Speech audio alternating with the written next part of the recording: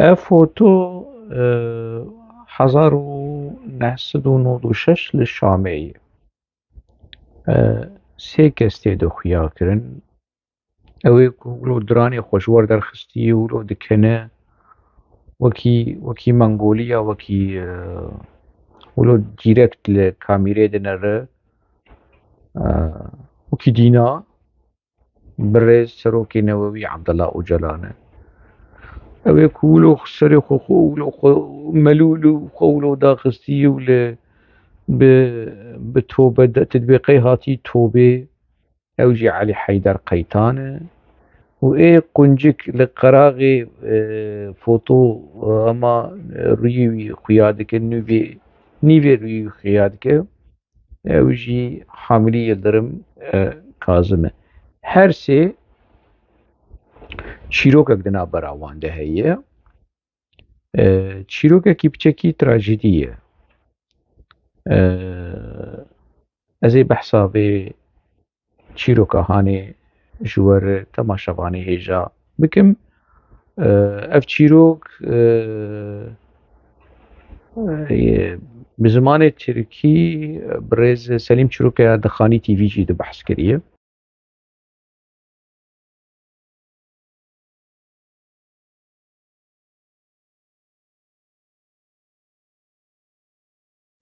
Ev Ayten Yıldırım e. Ayten Yıldırım ji Dêrsimê ye. Li pazdê meha hefta meha Temmûzê Tîrmehê 1950 hatiye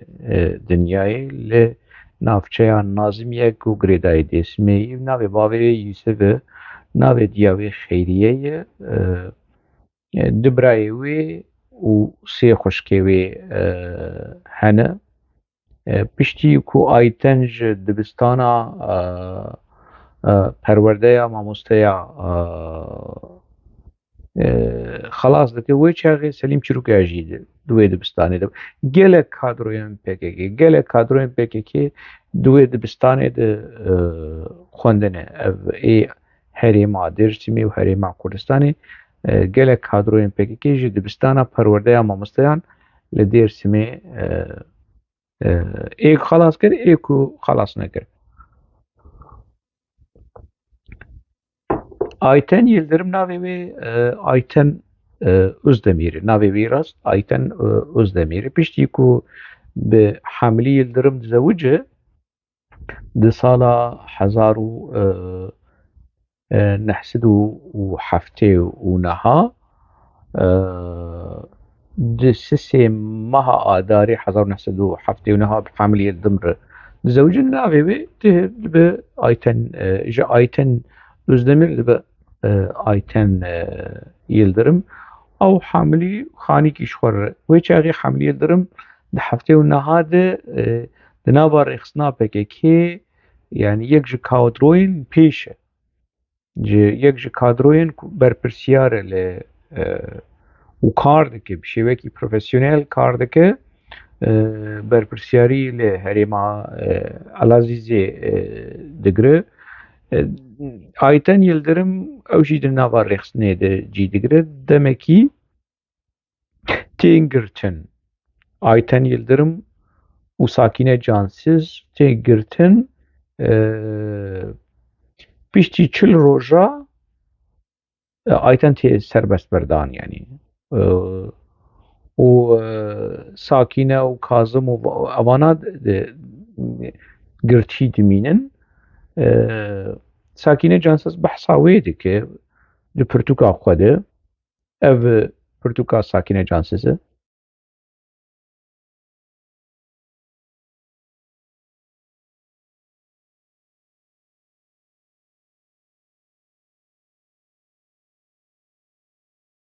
Ev wergera İngilîzî ku PKK bi pere ev pirtûk wergerand İngilîzî û çap kir. Pirtûk yani jiyana min kêferat bi zimanê Tirkî derketiye.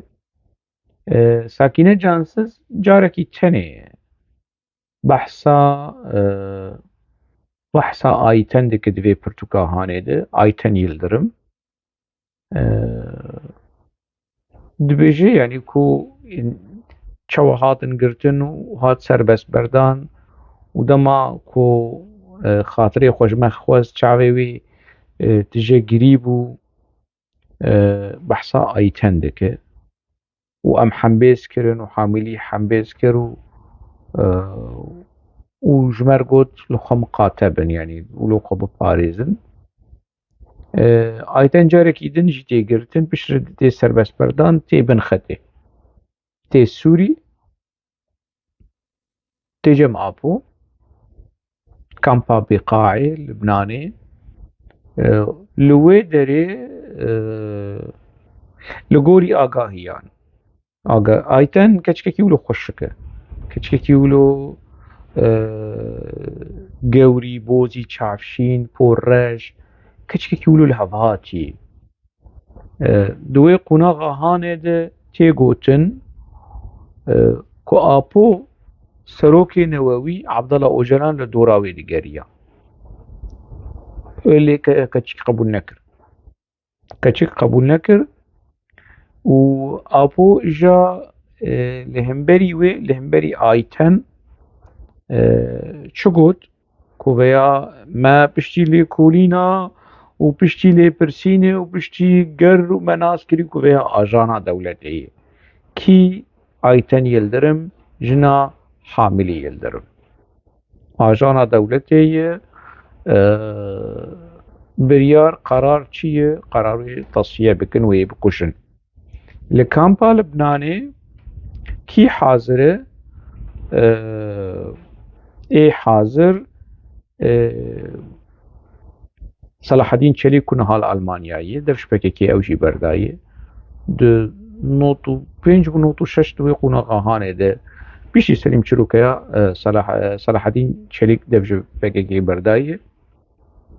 صلاح الدین چەلیک ژی کادرن پێکێکی پێشەنگە یعنی ئەوژی شەئەندامێن پێکێکی کەڤنە و ژناڤا کەسێن کو زانکۆ خلاص کردی ئەنا gelek kes di nava PKK di serkirdeya PKK zanko xelas nekirine kêm kes hebûn ê ku zanko xelas kiribûn ji nav wan Selahedîn Çelik û Ferhat Kortay ji Mêrdînê Selahedîn Çelik wê çaxê li Bîqaê û Elî Heyder Qeytan jî hazir e Apo ji Selahedîn Çelik re dibêje wê bikuş Selahedîn nak Selahedîn vî tiştîhan nake dibêje ez ji keça ez jina nakuşim dengê baranê dê ji bo gihayê we hebe ev dengê baranê ye li pencerê dixe baw baran Selahedîn qebûl nake dibêje na ez nakuşim ez jina nakuşim ji berê xwe dide Elî Heyder Qeytan Elî Heyder yani Selahedîn kuştiye di nava PKK de kuştin kiriye li Lolanê li Bîqaê belkî li Deverêdin belkî li Ewropa jî kuştin kiribe ez nizanim lê yani hatiye tekeskirin ku Selahedîn Çelik dema di nava PKK de bû kuştin kiriye emrê kuştinê kiriye û kuştin bi destê xwe jî kiriye ji mir hatiye gotin yani vê mesela hanê lê di vê bûyera hanê de helwesta Selahedîn Çelik helwestekî ez nakim yani got ji Apor got na Apo berê xwe dide kî berê xwe dide Elî Heyder Qeytan keçikê dûr dixe hevdû naz dikin Dêrsimiyê hevin hevdû naz dikin yani şoxlê 500 metre dûrî Apo û Elî Heyder dûr dikeve keçik jêr dibêje Ayten Yıldırım dibête teheneka dikîne newsa yani Elî abê yani Fuad abê teheneka dikîne tu min nakujî yani tu naz dike ez kî me yani dibêje Elî Heyder bêdeng e Elî Heyder Qeytan Fuad bêdeng e ama wilo şoxlê 150 metre wilo dûr dikeve bi davançê çend fîşek lê dixe û keçikê dikuje Ayten Yıldırım dikuje ده او فوتويا دسپێکی کومرێ جوەرگۆ یەک قاتل di navbera ê qurbanî de Kazım Hamilî Yıldırım û Apo ê ku emrê kuştina jina Kazım dayê û Alî Heyder Qeytan ê ku jina Kazım bi emrê Apo kuştiye, her sê jî li camiyê foto girtine. Baş e ev ayîtin berî werî kuştin. Berî werî kuştin di mala Apo de tê gotin ku pir işkence lêdan xwarî. Heta behsa yekî kadrekî PKK dikin, Qere Umer ku ewî bi destê xwe li Ayten Yıldırım dixist, mixabin yani wilo hatiye nivîsandin, Selîm Çîrokaya jî nivîsandiye ku ev Qere Umer carekî keçik ketîbin text ew qaryola heye, ketîbin text û Qere Umer li keçikê xistî heta got xwîn ji dev û pozê wê hatî, yani ji bin text û têra dilê wê lê dixe, keçik wilo dîn bû, yani di rewşekî wilo de yani ji aliyê psîkolojî xerab bû. Direve ji kampê direve diçe cem Filistîniya bi erebî jî nizane, kesek ku alîkariya wê jî bigitine direve û diçe cem Filistîniya PKK çi dikin, dipirsin diçin wê tînin, dibin ji Filistîniyar dibêjin Apo çi wela hevala me nexweş e û rewşa psîkolojî xerab e, dîn e û nizanim çi ka wê û tînin demekî li kampeya Biqaê dimîne û wê tasfiye dikin. Ev çîrok yani hatibû naskirin ku Ayten Yıldırım hatiye tasfiye kirin. Bes kî wê kuştiye nediyar bû. Berî demekî yani û nêzik hat naskirin ku kî wê kuştiye û şahidê vê meselê Selahaddin Çelik. Evî yani ka ji zimanê wî şemitî, ka bi çi rengî be, wî got min nekuşt, Alî Heyder kuşt. Alî Heyder jî niha miriye. Alî Heyder nikare derkeve bêje na. Yani me re nizane. Bûyer bi vî rengî ye. Gotina Selahaddin Çelik rast, ne rast, Alî Heyder kuştî nekuştî, belkî Selahaddin Çelik kuştu be, em nizanin. Ancak Apo ji be êsisiya Apoyî ji Apo ka derkeve bêje kî wilo kir. Ev rewş, ev bûyer mixabin Ayten Yıldırım bû yek ji qurbaniyên jin ê di nava PKK'de. Yenî rewşa wê ya psîkolojî xerab jî. Têra bi her wê tasfiye bike. Lê mesele ne wilo ye? Mesele di nava PKK'de gelek jin ê ku qebûl nekirin bi Apo re razên Apo ev çîrokê han ji wan çêdikir û dihatin tasfiye kirin. Hayîn û ajan û nizam çi. Li çiyê jî ev mal hebû. Ev çîrok li çiyê jî hebû. Yani qusûrê negirin gelê me yê hêja. Yani îdî mesele teqiya ye. Yani gelek kes bê van û gerek bêjin. Gerek îdî veşartî nemîn yani. Ew bûyerê han. Û bi taybet kadroyên jin ê di nava PKK de dibe îdî biaxivin. İdî eyb e, îdî guneh e, îdî kufr e. Di heqê heq wasa qurbaniyê jin de bêdengî berdewam be. Bêdengî şîrîkatî di kuştina Ayten Yıldırım û wekî din yani. Heta hinek jinên ku ew jî tevlî kuştina bûne. Ew jî tevlîkarên qirêj bûne lê dîsa PKK wan jî tasfiye kiriye. Wan ew jî bûne qurbaniyên vê rêxistina hanê ku PKK wekî alav wan kir kujer jin kadroyê jin PKK wan kir kujer dawî PKK wan jî kuşt wan jî ji holê rakir. Divê ev mesele were hîna were lêkolînkirin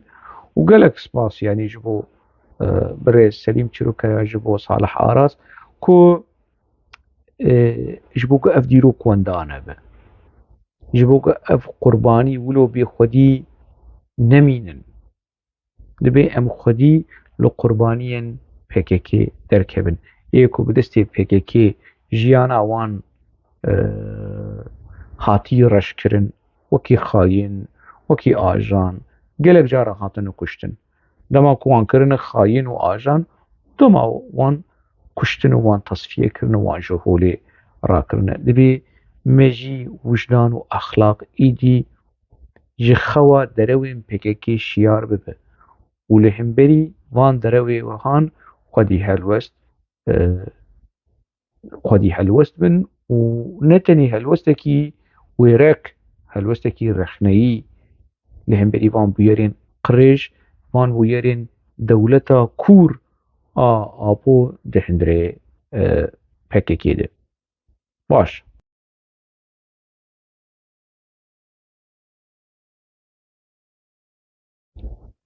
Me çîroka Ayten nas kir beşek jê me nas kir ne hemû beşek lê baş ka em çîroka Kazım nas bikin Kazım abê bê halî wî çi bû Kazım kengî naz dike ku jina wî hatiye kuştin hatiye tasfiyekirin di nava PKK de Selîm Çîroka dibêje ku carekî wek yanî hepsiyekî mêvanê Hamilî Yıldırım tê kî ye birayê Yıldırım Merkît yan jî kî Alî Ekber Merkît bû birayê Yıldırım Merkît ya birayê Ayten bû nema têbîra me yanî mêvanî wî tê birêz Selîm Çîroka nivisandiye li ser websayta xwe ew agahî jêr dibêje Ayten abla hatiye tasfiye hatiye kuştin li Bêqayê di odeya berpirsê hepsê berpirsê hepsê dibêje ava bine rêxistina te jina te kuştiye û dibe tu jî teslîm bibe û ez dike ez ê piştgiriya te bikim ez ê yanî alîkariya te bikim demekî yanî teslîmbûyîn dixwestin li ser Kazım ferz bikin ev informasyona hanê dema tê ji dewletê re demekî dewlet agahdar bû dewleta Tirk ji vê bûyera hanê agahdar bû dixwest vê bûyera hanê li hemberî Kazım bikarbîne ji bo Kazım jî bibe wekî Şahîn Dolmez û Yıldırım Merkît û ev kesên ku dev ji PKK berdane bûn îtirafçî Kazım yanî teslîm nabe berdewam dike lê piştre Kazım ji rêxistinê dixwaze ja ka bi şêweyekî zelal ev rast yan na û ji ber çi Ayten Yıldırım hat kuştin li bi çi heqî hat kuştin dixwaze wekî yanî ji hepsê û ji teslîm nabe li hemberî berpirsê hepsê lê ji rêxistina xwe dixwaze dibêje ka ez naz bikim û di ndirê hepsê de jî de kadrokî li pêş bû Kazım di wê qunaxa heştê û sê heştê û çar piştî ew rojiyên birçîbûnê ku Xayrî Durmuş Kemal Pîr Alî Çîçek Akif vana hemû çûn jiyana xwe ji dest dan rêveberiya hepsê berpirsê hepsê wê Çêxê Mihemed Şiner bû ku ji damezrînerê PKK lê ê ku di lijne di komîteya rêveberiyê de Kazım jî di hepsê de ew jî di nav de bû cihî wî jî di nav de bû li gorî agahiya mektûb ji Kazım re tê rêveberiya hepsê jî dixwazin nas bikin ka yanî di hindirê wê mektûbê de çi hatibû nivîsandin Kazım hêrs dibe ew mektûbê diqetîne ري برپرسي خوي حبسي دوك محمد شنربو ري ويناده پشتی کو کازم دبهیزه کو آیتن هاتی کشتن کازم ایدی نیزیکی ساکینه جانسز کو دندری حبسه دبه او ساکینه جانسز دندری حبسه دبه نشانلی يعني درگستیه هب کی حاملی يلدرم و ساکینه جانسز دهندری حبسه ده پشتی کو کازم دبهیزه کو جناوی هاتی کشتن بری خود ده یک دن کی او جیج دامزرینه را پککی و در ریوبریا حبسه دو کادرو کلی پیش ساکینه جانسز کود 2013 الپاریسی هات تصفیه هات کشتن تیکلیه حاملی یلدرم پیوندی حسکرن کابه چبه بون درگستیه هف گستیل که بهدور گوهردن بون درگستیه هف دما او مكتوب جه حاملي رته وهيرز دبه ودقتينه ريفبريا حبسه دبه جتا چما قطاند به امجي ببينن چما اب مثلا ريخستنيه دبه كوميتا ريفبرا حبسه آگهدار به وتو بشك جبه كوميتا هاني تنا حمو كوميتاي افتشتكي نباش بو جوينه كي چدكن لهمبري وي هل وست دن ديار كن وي دور دخن حاملی یک جار هرس دبه تیکلی و رخصنه قد دبه که ساکینه جانسز جبرکو اوجی گریدای رخصنه علاقه خود تیکلی خود به کازم رو قد دکه و گستیل کاویل وی ودگرین و تیکلی دنا براوان قد دبه دوی قناغا هانه ده تیکلی ساکینه جانسز و محمد شنر چه دبه بجا او دبن چیروکه که حس کرنه نابرا وان ده چه دبه او دبن نیشانلی درگستی نزانم چه ساکینه جانسز و محمد شنر کو او برپرسه یکم بود هندره زندان ده حاملی الدرم پشتی دمکی چند سال درباز دبن نیسا هیدی نیچی گیری خسنید کنو kontaktavi brexne çedibe. De sale haçtevne hênotî de hepsiyên PKK'tên berdan Selîm Çurukaya, Mustafa Karasu, Kanî Yılmaz, Sakine Cansız bi seda belkî nizam hezarî jî hebe kadrên PKK ê ku salê heftê heştê yek hatine girtin hatin berdan. هاتن سربست بردان للبناني كونفرانسكي حبسية تشيكرن صالا نوتو يكيده وهالوصل لهم بري محمد شنر داندير كرم بري بحسابي كونفرانسا زندانيين بيكي كل لبناني تشيبو القامبا بقائم بري بحسابي ويكيريا حاملية الدرم حبسية دمينة حتى نوتو بينج تي سربست بردان تي شامي ته جمع بو لگوری کو بپرسی جهن کادروین پکه ایکو و چاغه لشامی بون لناوا رخصنا پکه دبون و حاملی یلدرم دیت بون ما دناوا انالیز پکه ده اش و چاغه ناو رخصنه دبون دناوا پرتوکین کش کادرو ارتین مدیدیت یعنی او دیالوگا کازم و آپو چه دبو دو نوت و پنج دو نوت و شش شده دو پرتوکو ناوا کادو ده هات بلاف کرمت خواندیه مدید به مثلا هانه کو آپو کازم پیست کر یعنی پروی رخنه دکر لهم بری وی ولو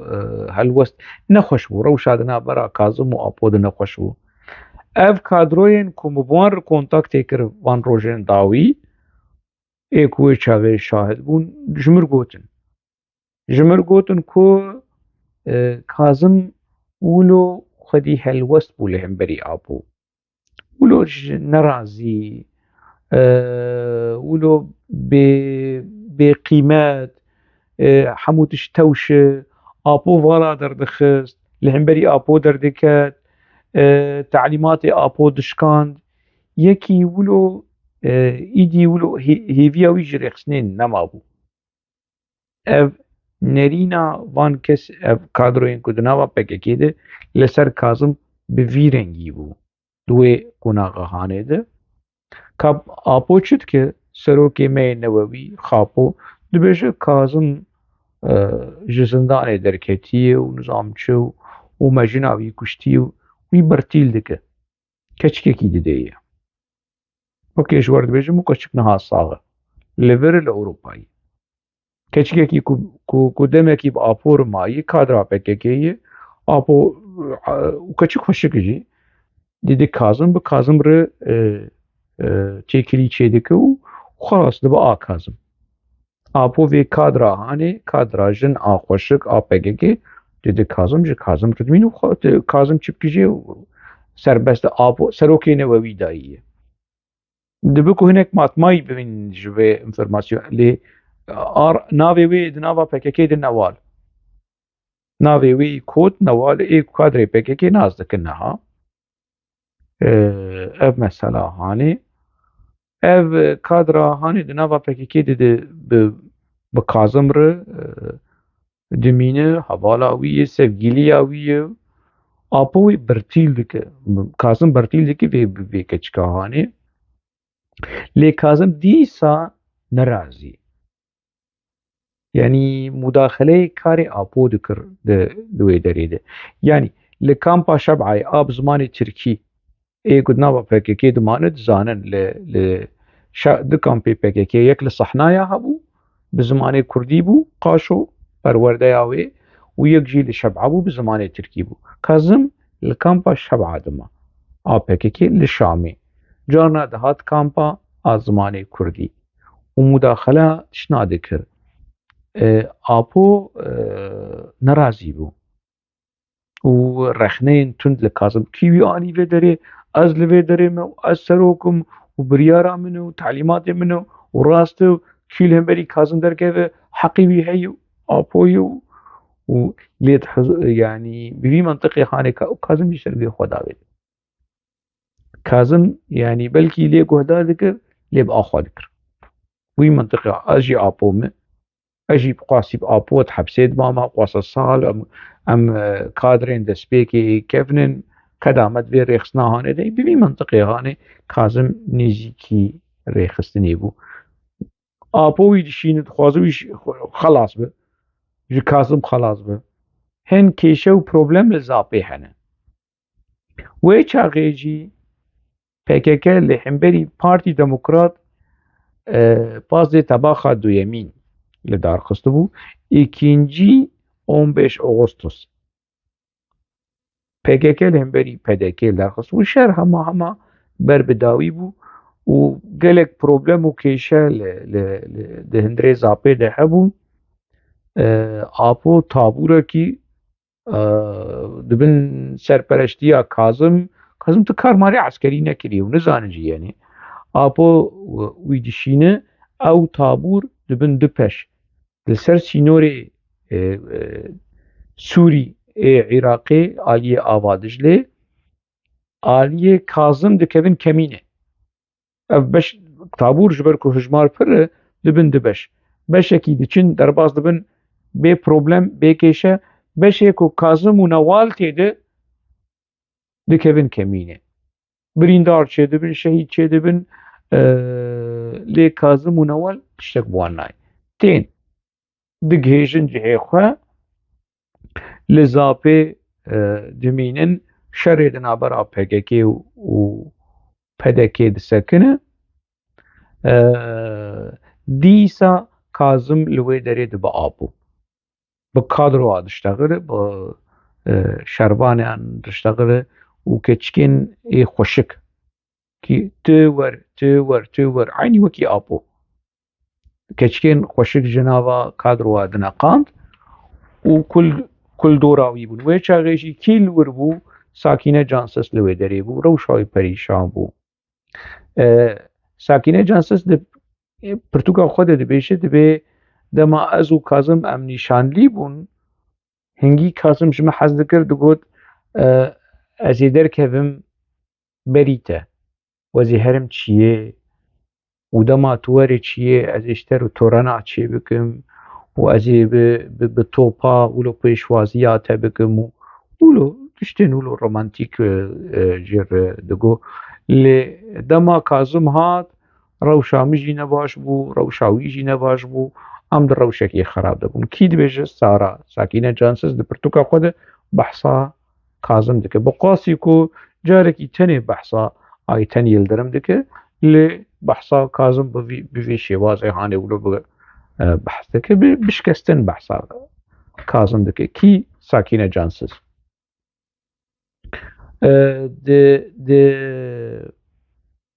لەوێ دەرێ کازم تێکەلی بکەچکەکی دنڕچێ دکە خویایە ئاپۆ ئەو شاندی ئاپۆ خەفکێکیژی کازم ڕدکۆلێ هایی ژێتنەیە کەچێکی ناوێ دەنس نەها کازم دەبێ باوێ تەیار دەبێ مێرێ دژنا نەوال و کازم و دەنس و تشقەلەین لە زاپێ چێ دەبن تەسفیە چێ دەبێ ڕەف چێ دەبێ کوشتن چێ دەبێ دوێ قوناغ ئاهانێدە ئەو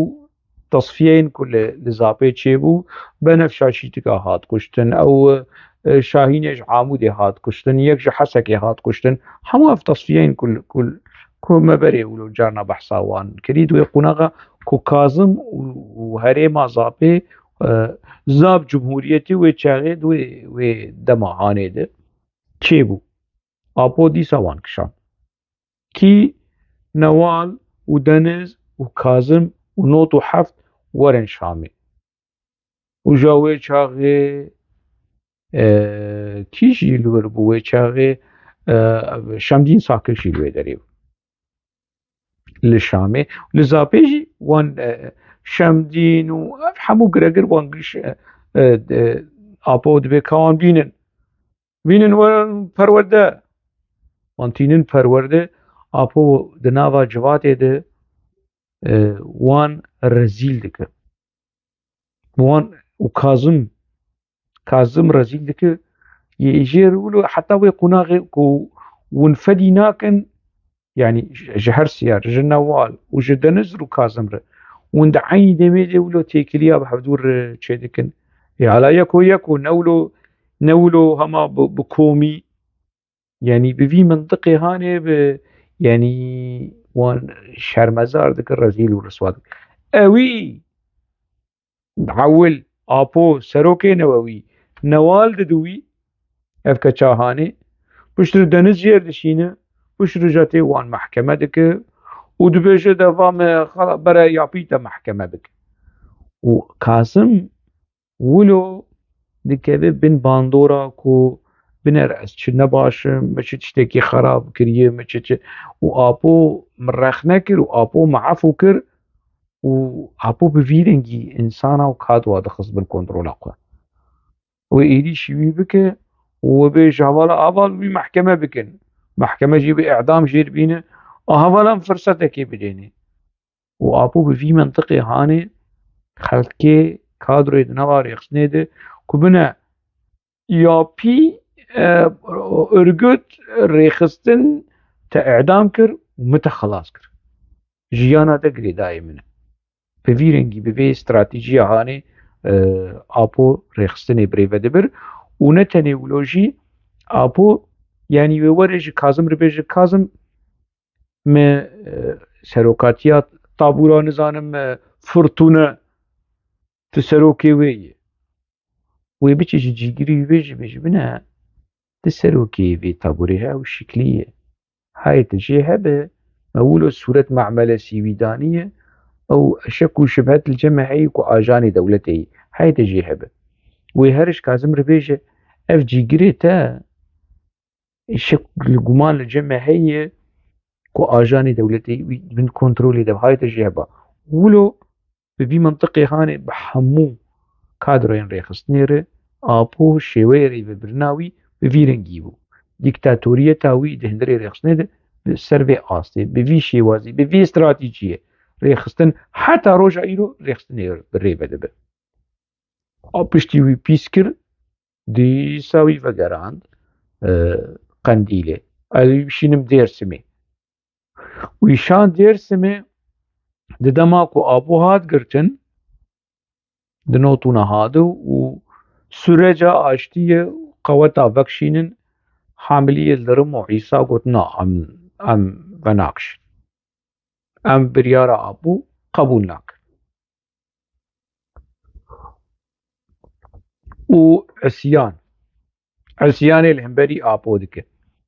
Yekemîn car di dîroka PKK di isyana çikdarî sîlahlî li hemberî apo û li hemberî Qendîlê ev hamiliyê li dirim. Ka bi mejî bi aqil bê mejî bê aqil ev ana di 2003 di dema Nîzametdîn Taş û Osman Ocalan qut bûn li hemberî PKK sîlah neşixulandin. PKK li hemberî wan çek şixuland. Kuşt tasfiye jî kir lêvana çeka karnanîn li hemberî Cemîl Bayik û li hemberî PKK. Ev ya jî bi çeka karnanî lê çek di distî wî de hebû. Bi seda şervan dibin distê hamiliyê li dirim û Îsa hebû. Îsa hat kuştin ka bi çi şêwazî, bi rast nerast,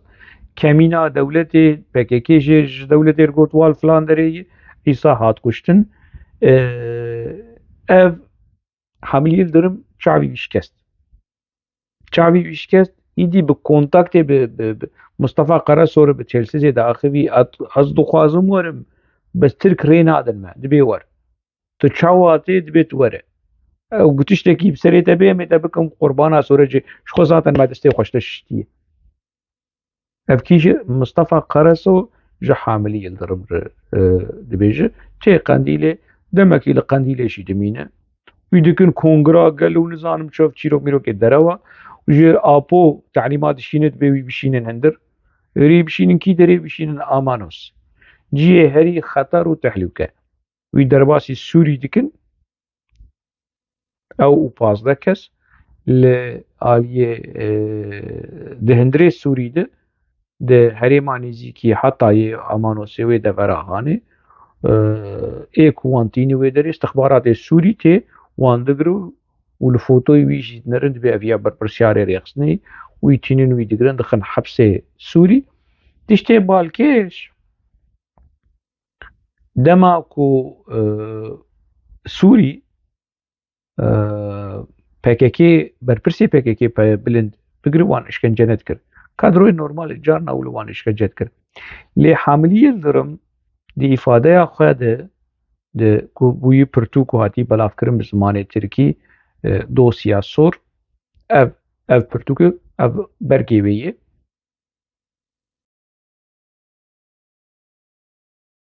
Hamiliyê li dirim di vê îfadeya hanê de çi dibêje? Dibêje yanî işkenceya ku di zindana Sûrî de me dît em me digo yanî rehma Xwedê li Esed Oktayê li deran be. Ew ê yanî celadê hepsa Amedê. Ja ez texmîn dikim yanî li gorî me ku PKK ji rejîma Sûrî wê çaxê kontaktî demek yekcarî qut nebûbû. Wê çaxê berpirsê PKK ê Sûrî kî bû? Nihal Cem Fewzî Şingalî ku ji PKK qut bû wê çaxê ev Aldar Xelîl dibin rêveberiya Fewzî de kar dikir. Bi navê PYD bi navê rêxistina PKK a Sûrî Fewzî berpirsyar bû. Piştî hamiliyê li dirim tê girtin Fewzî di cî didireve. Xwe xelas kir ji ber ku PKK girtina hamiliyê li dirim xist stûyê Fewzî. Ku Fewzî berpirsiyar e û ji xwe ja fermana kuştina Fewzî hat stenin. Fewzî xwe xelas kir çû cem yekîtî nîştiman demekî ma niha Fewzî dîsa ji mir vegeriyayê nava PKK ji xwe rûniştî û îşê xwe bi PKK re sererast kiriye. Hamiliyê li dirim tê girtin dîsa vedgere zindanê îfadeya xwe de dibêje xelas yanî rêxistin nema yanî. Êdî ew jî wekî apo pesnê Kemalîzmê dide, pesnê Cumhuriyeta Tirkî dide û em şaş bûn û gerek me vê nekira bi vî mintiqê hanê. Hamiliyê li dirim di 2015 de apo hinek kes dixwazin ku werin cemî di hindirê zindanê de qaşo ku zindana Îmralî nemîne take kesî hamilî bi nav آبو بناف دبج بر حامل يلدرم مر حامل يلدرم مر إمرالي أجر أنا آبو لإمرالي به أم بيجن قاشو آبو لإمرالي جرك أنا حاملي يلدرم لإمرالي أو فوتو دست بيكي كم ريودا كجر کو فرمانا کشتنا آیتن یلدرم دا قربانی کجناوی هاتی کشتن حاملی یلدرم نها او و کجر جناخوا دا عینی جهکی دنه اب ریخسنا پگکی و او فوتوی هانه عینی دیروکا پگکی جمر کرتکد فوتوی کیده کجر فرمانا کشتنه دایه و تکتکش علي حيدر قيطان و قرباني حاملي يلدرم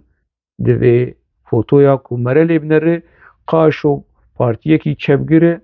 لجمر هاتن جامعه هاتن جمر سياحتا اولي للشامي سيراني ديكن علي حيدر قيطان جي داوي او جي دين بو پاكاكوي جي تصفيه كر لقانديل حتى انها اعلان نكري لدولة ترك کشناوی اعلان کریه لگوری آگاهی دولت ترک فروک دولت ترک کشتی لی گوری آگاهی که گیهاشتن کنا پکیکوی تصفیه کریه به امر جمیل بایک علي حيدر قيطان هاتیه کشتنش برکو دین بو علي حيدر قيطان دین بو بالتهمه دین بونه علي حيدر قيطان آیتن يلدرم کشت لي براستي دين بو براستي علي حيدر قيطان تماشاواني هيجا وندزانن علي حيدر قيطان چن سرخوا دقوت ازوكي جبوغو آبو جي رازي به جبوغو پاكاكي جي رازي به دقو ازوكي بيجيكي علي حيدر قيطان لبردرية جامعية دياوي وباوي وي آبت بن پاكاكي معاني ومخدي كر مزن كر ومكرتشتك علي حيدر قيطان بوي شعبي لخوت نري وكي بيجيكي البردرية جامعية وكي حشايوة يعني وكي كوچكي البردرية جامعية او نفساندي اوي قوتي او قوتني وي وباكاكا وي خودي لي دركت وي مزن كر وي كر قاتل وي كر كشار وكر كابي چند كس او علي حيدر قيطان دست آويت هيوان وي چند كس كشتي بدستي وي هاتي كشتن خودي سان از يعني از نظام تاني مفي تراجيديا هاني مخص از بينم بيشبري ومخابن روش ولوي راستي ولوي ريخسنكي بفي ديروكا رش بفي ديروكا قريش كو هفدود خن كوجفي مثلا هاني ابو فلتي وچوا ابو وان برا هفددا جبو ديكتاتورية تاخو للسرفي استراتيجية هاني آوا بك حتى نها مخابن أبو بسركتية وقرباني ومالبات القربانيان أو بدلوا باجا في سياسة هاني في بوليتيكا هاني دانا حتى روجا إيرو هن